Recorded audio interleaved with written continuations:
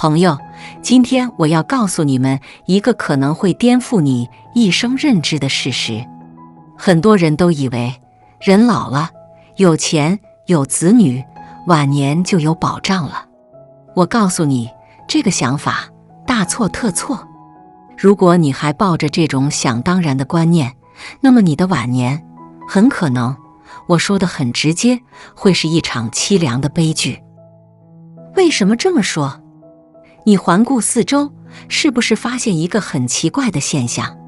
很多年轻时风光无限的人，老了却孤苦伶仃；很多把孩子当成天，倾尽所有的人，晚年却得不到应有的孝顺和温暖。钱会随着一场大病而瞬间蒸发，你以为牢不可破的人脉，会在你退休失势后烟消云散。你以为的靠山，最后都变成了幻想。这究竟是哪里出了问题？我研究易经半生，看过无数家庭的悲欢离合与兴衰更迭。今天我就要把这个关乎你晚年福祸的核心秘密彻底揭开。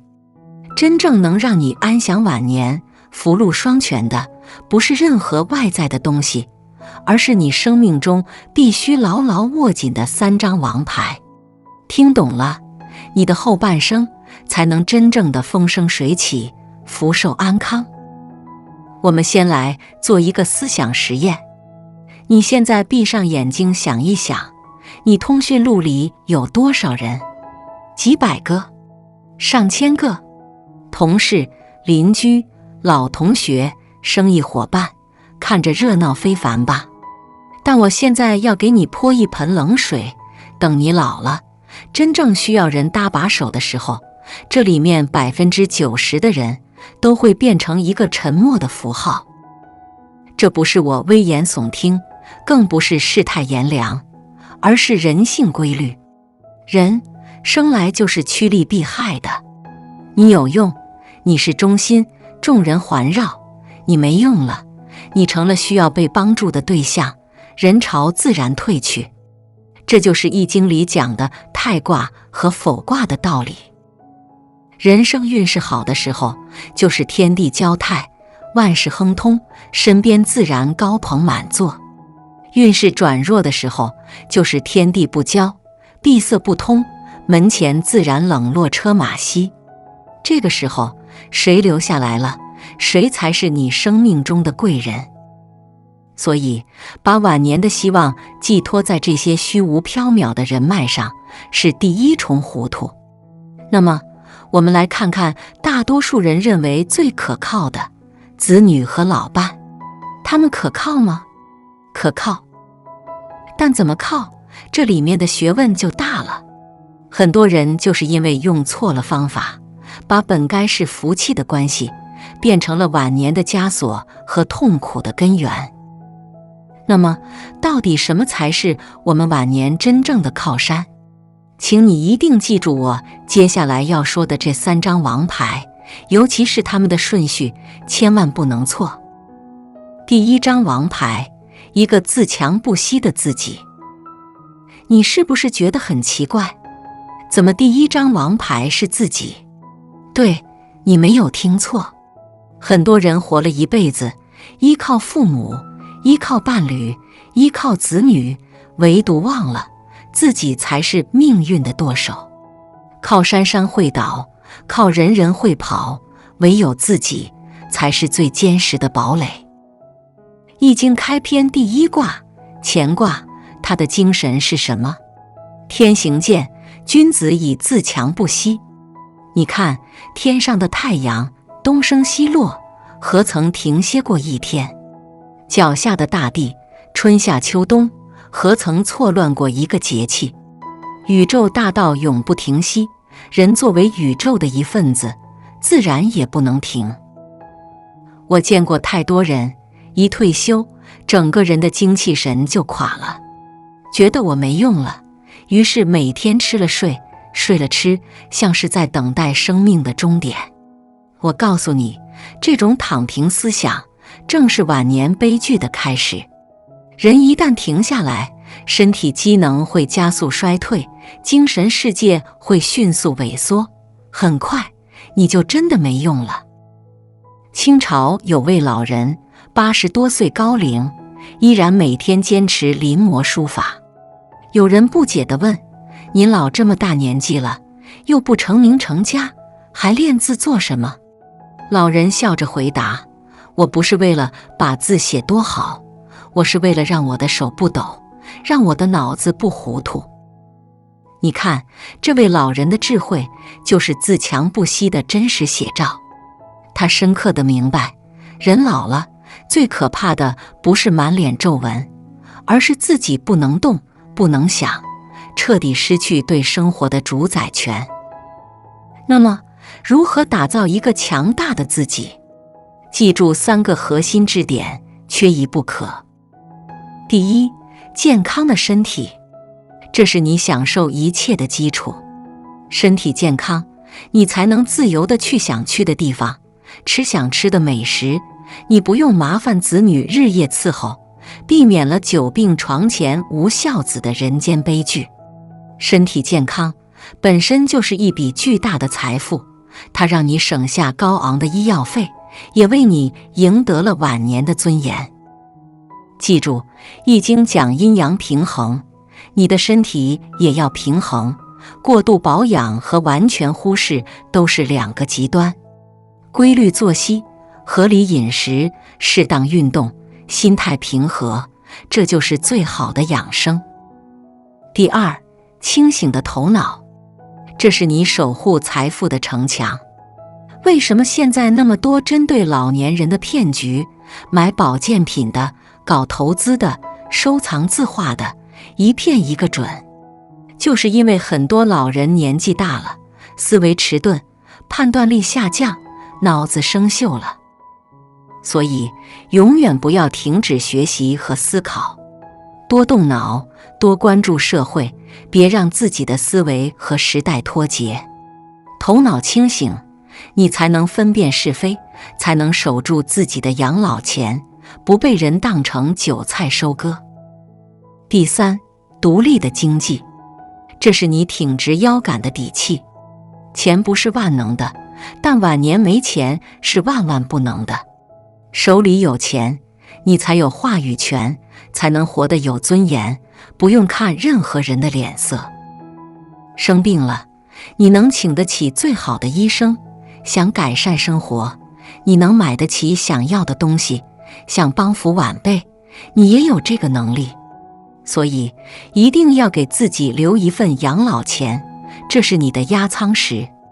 这笔钱不是自私，而是对自己的负责，更是对子女的体谅。当你拥有了这3个支点，你就有了安身立命的根本，你就是自己最硬的后台。第2张王牌，一个同心同德的老伴。人到晚年，父母已去，子女成家，那个能24小时陪在你身边，听你唠叨，知你冷暖的人是谁？是你的老伴。100年修得同船渡，1000年修得共枕眠。夫妻是上天赐予的缘分，更是你晚年生活中最温暖的风水。易经中有个闲卦，讲的是男女感应，夫妻之道。卦辞说闲，亨，利贞，取女吉，什么意思？就是男女之间相互感应，这是非常美好的事，但必须坚守正道，才能获得吉祥。夫妻关系也是如此，需要一生去经营，去投入。可现实中呢，很多夫妻年轻时感情很好，老了反而相看两厌，变成了最熟悉的陌生人。为什么？因为他们不懂得经营之道，以为感情是一成不变的。错了，感情像一盆花，你不浇水，不施肥，它迟早会枯萎。我认识一对老夫妻，吵了一辈子，磕磕绊绊，但谁也离不开谁。有人说这是习惯，我却说这是刻在骨子里的真爱。真正的爱，不是年轻时的轰轰烈烈，海誓山盟，而是融入柴米油盐后，那份你在，我就心安的细水长流。能吵一辈子还在一起，这才是真本事。到了这个年纪，要学会放下年轻时的矛盾和计较。你们已经携手走过了大半生，剩下的时光，每一天都值得珍惜。你要明白一个道理，你们两个是一个整体，对方好，你才好；对方不好，你的日子也过不好。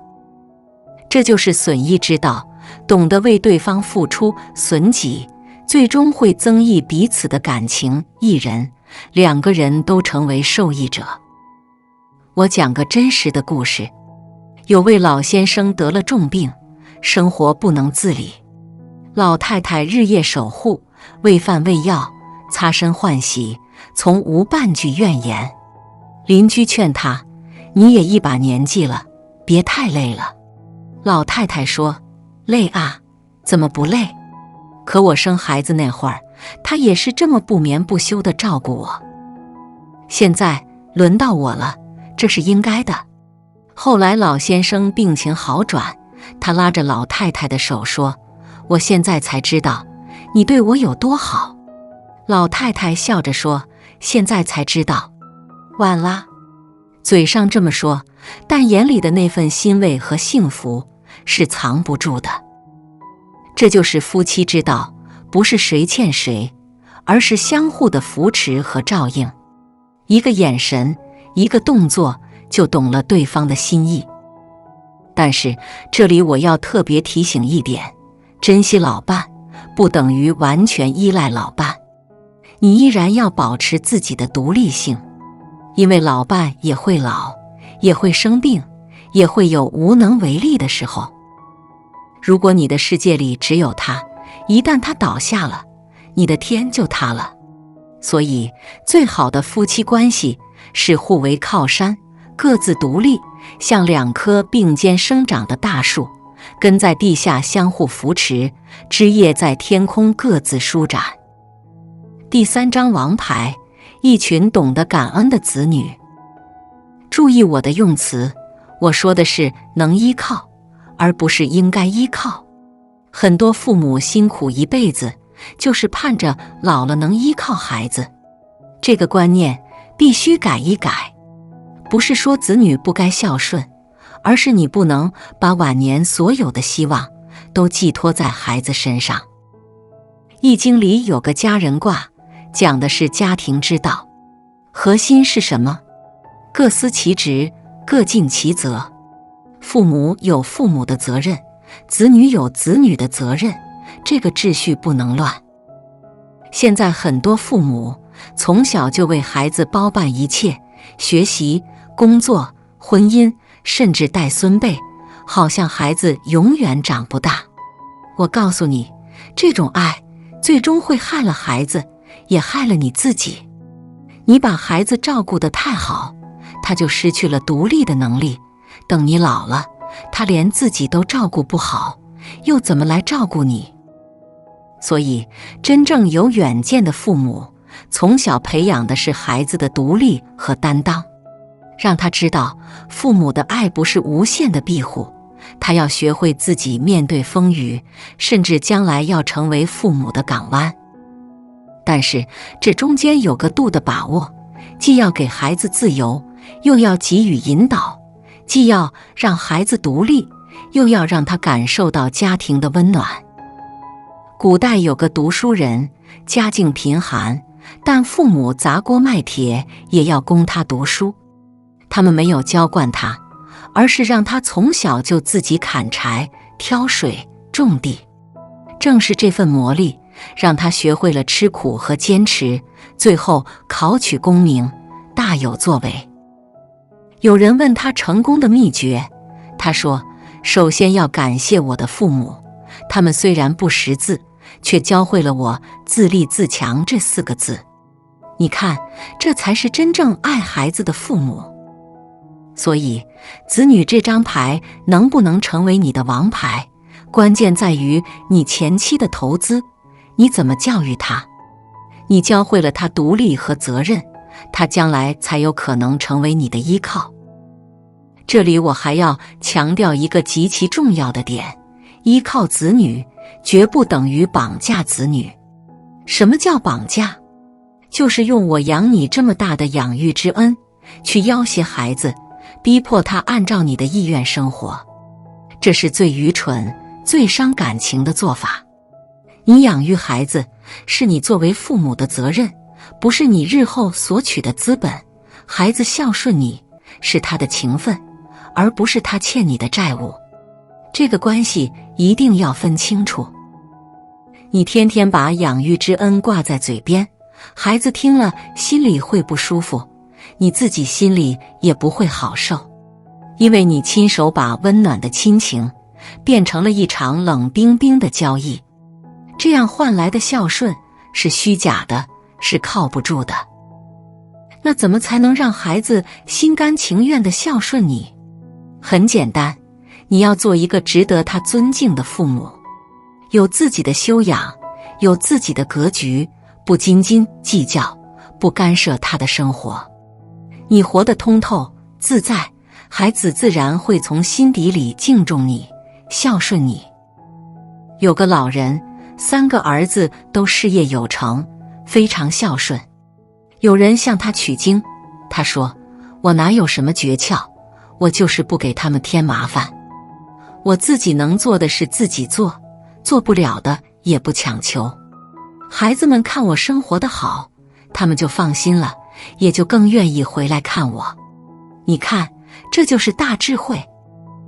依靠子女，不是让子女来养你，而是让子女在精神上有一个家可以依靠，让他们知道，无论走多远，家里总有一个温暖的港湾在等着他们。这样的父母，子女怎能不孝顺？好了，说到这里，很多人可能会点头说，这3张牌，自己、老伴、子女，我都有。但为什么他们的晚年还是一地鸡毛，矛盾重重呢？因为他们出牌的顺序全错了。这个顺序就是《易经》里讲的位序，是宇宙运行的铁律，更是家庭兴旺的核心密码。顺序一错，满盘皆输。正确的顺序是什么？请你牢牢记住，第一位永远是你自己。没有一个健康的、独立的、清醒的你，其他一切都是空谈。你自己都照顾不了自己，整天躺在病床上，老伴要耗尽心力照顾你，子女要放下工作陪伴你，他们有多累，你自己心里有多难受。所以，把自己放在第一位，不是自私，而是大爱。你爱自己，照顾好自己，才是对家庭最大的贡献。第二位是你的老伴。为什么老伴在子女前面？因为老伴是陪你走完一生的人，是与你关系最紧密的人。你们要共同面对晚年的风风雨雨，享受晚年的静好时光。子女再孝顺，他们也有自己的家庭和事业，不可能时时刻刻守在你身边。所以要把老伴看得重一些，多关心，多体谅。第三位才是你的子女。这绝不是说子女不重要，而是说你不能把所有的希望都寄托在他们身上。子女有子女的人生，你有你自己的人生，不能混为一谈。你能期望的是子女在你需要的时候能及时出现，能给你帮助和陪伴，但你不能要求他们为你放弃自己的人生。很多人恰恰把这个顺序颠倒了，把子女放在第一，老伴第二，自己放在最后。结果是什么？子女压力山大，不堪重负，老伴被长期忽视，感情淡漠，自己委屈一生，到头来一无所有。所以这个顺序一定要摆正，先爱好自己，再爱老伴，最后才是子女。这才是最健康、最稳固的家庭结构。道理都懂了，那具体应该怎么做呢？我根据易经的智慧，结合我多年的观察，给你10点最实在的建议，我称之为晚年转运的10大心法。你做到了，晚年福报自然来。保养身体，固本培元，这是根本。从现在开始，规律作息，定期体检。经营感情，阴阳和合，这是纽带。多和老伴沟通，多包容，少争吵。培养子女，蒙以养正，这是投资。教他们独立，而不是替他们包办。保持学习，穷变通久，这是进步。学用手机，学上网，别与时代脱节。保持独立，自天佑之，这是尊严。经济独立，人格独立，有自己的主见。心态平和，损上益下，这是关键。放下执念，学会舍得，内心才能安宁。行善积德，积善于庆，这是福报。多帮助别人，言传身教，福泽子孙。淡泊名利，与天地合其德，这是境界。享受生活的美好，知足常乐。传承智慧，关乎人文，以化成天下，这是价值。用你的精力去启发后代，而不是说教。接受无常，顺应天命，这是解脱。生老病死是自然规律，坦然面对，活好当下。朋友们，人这一辈子，说长不长，说短不短，转眼就到了夕阳。回首往事，你会发现，那些曾经你以为很重要的东西，其实都如过眼云烟。而那些你曾经忽略的，比如健康的身体、和睦的家庭、平和的心态，才是千金难买的珍宝。人生就像一场马拉松，而不是100米冲刺，需要你一直保持向上的状态，努力到最后。身体会老，但心可以不老。